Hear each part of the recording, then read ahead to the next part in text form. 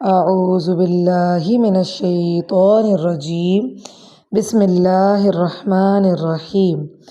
آج کا سوال جو ہمارے پاس آیا ہے وہ یہ ہے کہ کیا ہر نماز کے بعد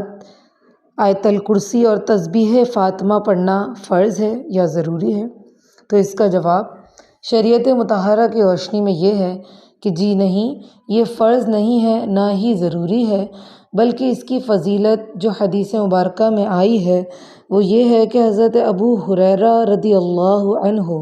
صحیح مسلم سے روایت کرتے ہیں کہ رسول اللہ صلی اللہ علیہ وسلم نے فرمایا کہ ہر نماز کے بعد جو شخص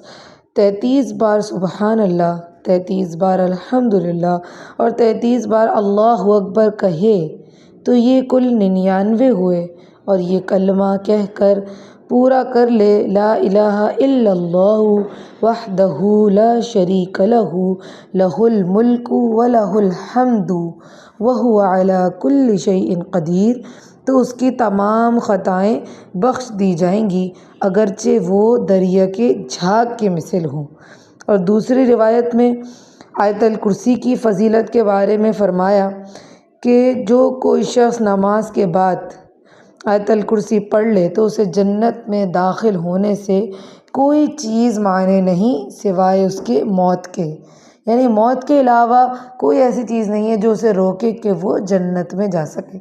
تو یہ تسبیح فاطمہ کی فضیلت ہے اور یہی آیت الکرسی کی فضیلت ہے جو بیان کی گئی ہے۔ تو اگر ہم یہ پڑھتے ہیں تو اللہ تبارک و تعالی ہمیں یہ فضیلت عطا فرمائے گا۔ ہاں البتہ یہ فرض اور ضروری نہیں ہے۔ وما علینا الا البلاغ المبین۔